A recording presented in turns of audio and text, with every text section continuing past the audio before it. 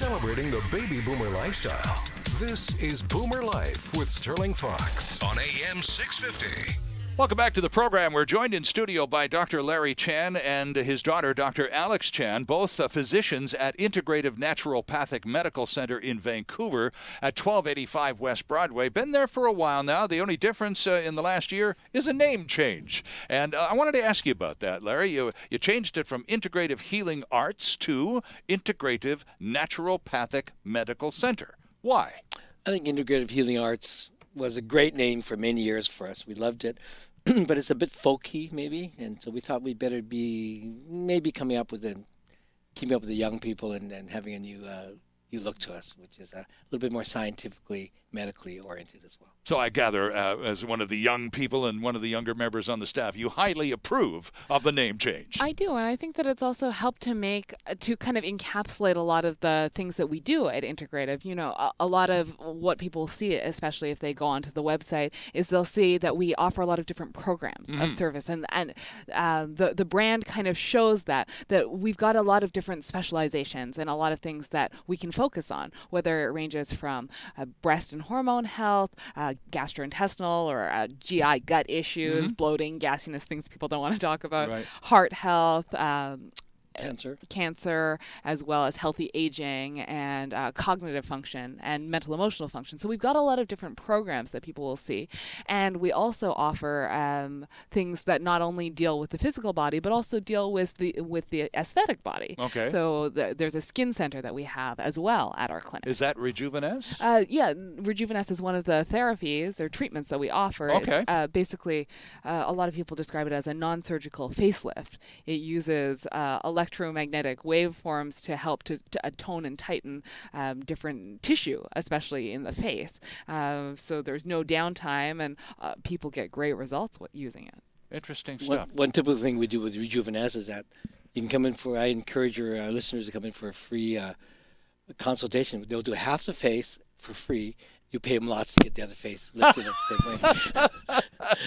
You look half good, and for just a few bucks, you can look fantastic. Exactly. That's very clever. Good for you. All kidding aside, but it does work fantastically well. And we also have acupuncture facelifts there as well to enhance that program as well. Our Chinese doctor, Karen Lam, does that as well. Does facial acupuncture with the Rejuveness. So. Oh, and Dr. Karen has been a guest on this program in the past, and she's one of the most stunning-looking women I have seen in many, many years, and I figured her for about 20 years younger than she actually is. I was floored, and she told me that Asian women, particularly Chinese women, skin is a really big deal. Young-looking, supple skin is a big thing among Asian women. Is that true? It is, yes. And I think it's a big thing amongst all women. Well, no question. Frankly. No, but it was in the context of this conversation that Karen was saying that as an Asian woman, she grew up with this priority in her life, and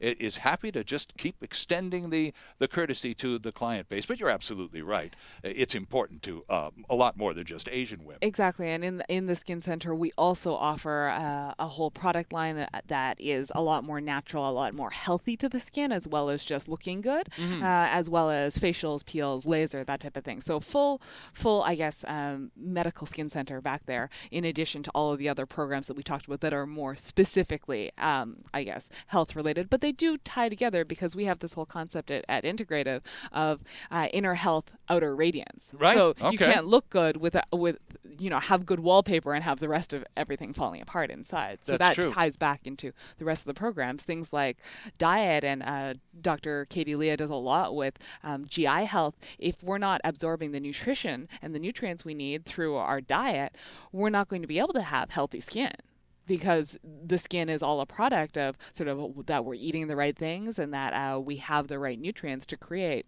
that vitality. So a couple of cliches. One of them, you are what you eat. You acknowledged that on one of our previous programs, but you look as good as you feel. Yep, It's true. That's pretty true, isn't it? If you're not on top of your game, you kind of look a little off your game. People come up to you, you okay? You look a little tired today. Well, one of the typical things is if you look at health, there was a great ad a few years ago on smoking. It showed a person, when they inhaled a cigarette, their skin started to sag. Oh, And then they breathed out, they seem okay. And they breathed in, and their skin got worse again. It was a great visual on TV for stopping smoking. But inner health, outer beauty is about the same thing. Is that I've had patients come to me and say, I'm glad you have a skin center because I feel so much better health-wise now, but I also want to encourage that by going to get Rejuveness done because I feel 20 years younger. I want to make sure I look 20 years younger too. Right? Why not? So the interplay with the Chinese with the acupuncture facelifts, Rejuveness, some of the PRP we do with the face as well, which is injection therapies, work great to help with that. I wanted to go back to the gastrointestinal stuff. As Alex says, the gut stuff no one wants to talk about. And yet, stress, as it relates to our ability to digest food, there is a direct correlation. If we're all messed up and stressed out, we don't eat well, and our bodies just have enormous difficulty processing food. What's the connection, Larry? Where's the link there? Probably the most obvious one is if you think of yourself, if you are stressed and rushed all day long, and now you grab a sandwich at lunchtime. Yeah. And your gut's tied up in knots, and you take a big bite of this submarine sandwich, and you take 3 chews and you swallow. You expect your gut, which is like a tube now of wrought iron steel, to digest it. It's impossible. Mm-hmm. So this goes on in our daily life for urban society, ongoing, and therefore we have breakdown in digestive function. Something simple as too busy to chew? Too busy to chew, and eating, then for also the food you eat as well, but the stress will make your body have also a lot more stress receptors in your gut that affect you as well, your ability to digest. And there's 2 different parts of the nervous system. That one is kind of that stress response, that fight or flight that everyone talks about. That's called sympathetic tone. And that's kind of the idea of when you're, pushing for a deadline or historically running from the bear. That's not really, if you think about it, the best time to grab a sandwich and eat, right? Like true. You're not going to sit down and have a meal. That's right. The other part of the nervous system, which many people forget and is not really encouraged in the same way in the Western society, is the parasympathetic. That's all about resting, digesting, recuperation, relaxation. And that is one of the big things that we work at in our stress and fatigue program, is really about encouraging the health of the parasympathetic system, which really is all about that relaxation, that digestion. Right. It would seem almost counterintuitive that adults would need eating instructions, and yet we do. I'm somewhat annoying to have a meal with because I'm guaranteed, no matter what crowd size, I'm always the last one finished. I eat really slowly. Good thing. But then at the other end of the spectrum and the other side of the table is someone who just makes a plate full of food disappear in less than 90 seconds. And I go, how did you do that? Ouch. I mean, it hurts to watch even. So we do that a lot. We're on the go. We're on the fly. Go, go, go, go, go. And if we do grab that submarine sandwich, it just... We don't eat because it's fun or because it tastes good. We eat in many cases because we know we need to fuel the fire. We got to get something in there just to keep the wheels turning. And that's the rub, because what you're doing is correct in terms of taking your time eating. Because if you chew thoroughly, you taste the food, you appreciate the food, you digest it better because you start the digestive process in your mouth with a salivary mix of everything. It helps your digestive tract in the long run. And not just that, is that the whole thing is that you have an embodiment of an appreciation for the food going into your system. And it really helps nourish you as well. And so we encourage people to take their time to eat, not rush as well. And Alex, you talked about water. Something as simple as people not drinking enough water. Now, I've heard that if you don't drink enough water per day, you can actually put on weight because your body feels the need to store water or liquids for you, and you end up walking around slightly overweight because you're carrying extra liquids because you don't drink enough. Now, is that myth or what? No, there's definitely some truth to that. And it's true that most of our society is dehydrated. Coffee is not water, no matter the fact that you put the water into the pot. Right.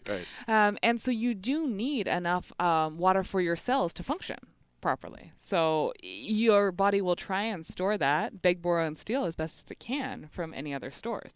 And based on that water concept of holding water, it's all we're society worried about weight gain constantly. And part of what we do in our office with a weight loss program is really make people aware of food and weight and how that all links together, and exercise. Because if you chew thoroughly, again, you're actually affecting your apostat mechanism in your brain, your hypothalamus. You actually get satiated faster. Oh, okay. If you take 3 chews and swallow, you're still hungry. So if you chew thoroughly, you actually eat less food. If you got everybody to chew more, they'll lose weight. Interesting. It's an amazing thing. That it would be just that simple. Yeah, and also they don't get bloated because your digestion actually digests things in our society with the sympathetic that Alex mentioned. We're always in flight and fight. You're constantly not even learning to go to the bathroom properly. So you're getting all plugged up in the gut and getting bloated. And from there, you get all kinds of issues with digestion. Alex, myth or reality, here in the dog days of summer, should we drink more water in the summertime, or should we try to establish a water intake routine that is the same year-round? Definitely, you have to change the amount of water that you're drinking based upon the heat that you're exposed to, because you're losing more in your sweat in the summertime, as well as your exercise level and that type of thing because of sweat as well. But you do need to drink water consistently. That old saying that 6 to 8 glasses is about on target for most people, for general society. And I would say that a lot of people who walk through my door initially, 2 to 3 glasses. Right. Yeah. So, and especially that's important for the aging population. And I know that's a huge part of BoomerLife, and that's a huge thing that my father has worked on in his practice, is kind of healthy aging. So, okay, and Dwayne's getting excited because we need to take a break, but what's the deal with water? Why do we, 6 to 8 glasses is the recommended dose, right? Seems a lot. Why do we need that much? Well, because usually our entire body is largely supposed to be created by water, and all our cells, in order to be plump and full the way that they need to be and have the proper exchange of nutrients, is in a liquid environment. Okay. So in order to have all of that supported, we need to be intaking as much as we're outputting. So flushing of toxins as well. Yeah. And okay, so it's just the whole just up your water intake basically is the take-home message from this segment. Is there such a thing as too much? Probably not, eh? There is. Oh, it can be. Yeah. Everything in I guess moderation. too much of a good thing is still too much. Exactly. Right. Okay. Our guests are Dr. Larry Chan and Dr. Alex Chan from Integrative Medical Center, Naturopathic Medical Center at 1285 West Broadway in Vancouver. Online at integrative.ca. More to come. Stay with us. It's all about the baby boomer lifestyle. Boomer Life on AM 650.